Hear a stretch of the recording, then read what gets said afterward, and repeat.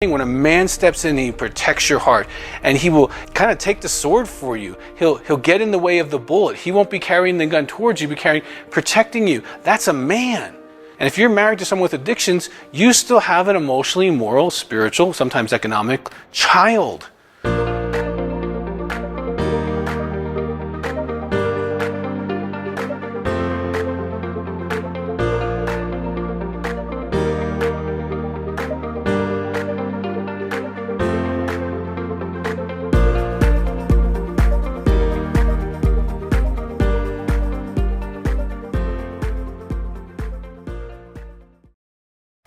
Two types of safety. Now in this segment, I want to talk about the two different types of safety. Because when women say safety, they use one word, okay? So I need to parse, and a lot of what we're going to do in this DVD is kind of parse and reorganize our language, because sometimes the language itself can get in our way. When we think of safety and it's big and ominous and it's all or nothing, it's, it can really make it hard for your journey. So before we get started, I want to use this language to help your heart maybe regulate which side of safety you're working on. Okay, there's external safety, okay, and there's internal. So let me talk to you about external safety. External safety is looking for the environment or people in your environment to provide safety or security. Much like if you travel internationally, and you're in a rough country, and you just look around and there's those guys with the guns who are there to, maintain order, and it makes you feel safe because the external environment is providing at least the appearance of safety.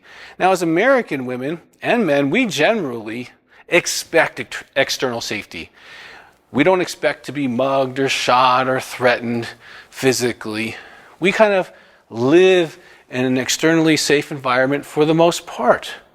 Now, when you get married, you generally hope for and kind of expect spiritually, emotionally, physically, financially, sexually, safety and security from the spouse who promised you to forsake all others, to love, honor, and cherish you, and to make it about you. Okay? And so you having an expectation was kind of sold to you that you will be externally safe. Now let me go down a rabbit hole here just for a second, and I won't do this often. But if you are married to an intimacy anorexic or someone who struggles with sexual addiction, generally speaking, they're emotionally, morally, spiritually, and sexually about 14 years old. So you did not marry an adult if you married an addict or an intimacy anorexic. You married an emotional child.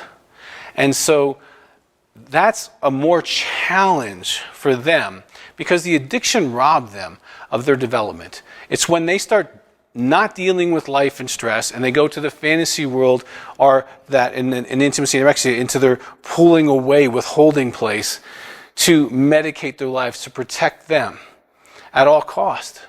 And so if that's your situation, I want you to keep that in mind, because you may have an expectation of a 14-year-old keeping you safe and making that external environment a real challenge because the other person isn't even mature enough to understand what you're talking about, other than just saying, okay, I hear you, but for them to actually provide that, that's a different thing. When a man steps in, he protects your heart, and he will kind of take the sword for you. He'll get in the way of the bullet. He won't be carrying the gun towards you, protecting you. That's a man, okay? And if you're married to someone with addictions, you still have an emotionally, moral, spiritual, sometimes economic child, an adolescent at best. And so just understand that if you're looking at external environment and your external person is not an adult, you're going to have some challenges. External safety is most of our experience. Okay, in our culture. But if you're married to an addict, that safety externally has been compromised. And that's why you have felt unsafe. Because there's areas where they have stopped protecting you. They've gotten selfish. They've done their own things, made their own choices without thinking about you, often in an altered state, medicated and immature. And I'm sorry that you've had that experience. I'm sorry that you've been betrayed. I'm sorry that you have now the grief and the anger and the boundaries and all the recovery process that comes into your life. But you're going to be an awesome woman as you walk through this process. Now let's talk about internal safety, because that's a totally different environment. The internal safety is how we feel inside, now catch this, regardless of our environment. A child growing up in a bad neighborhood like I did can feel totally safe, because to them, walking those streets, they've never felt unsafe. They've never been threatened. They've never been bullied. Okay, so they feel safe, even though if you were driving by, you wouldn't want to get out of your car. And let's talk about those people who we really honor in our culture, the cops, the firefighters, the paramedic.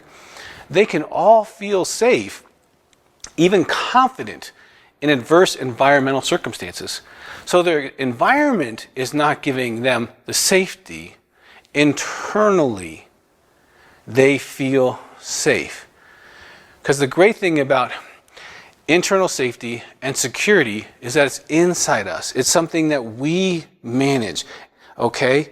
And we can, and I'll discuss this more later actually. I'm going to teach you how to regulate your emotions so that you can gift yourself with the internal safety anytime you want it. Now, wouldn't that be a great place to live when you can decide when you feel safe? When you can shift from feelings of insecurity and fear and anxiety and wanting to control and needing more information to feel stable, when you can actually give that stability and that safety to yourself.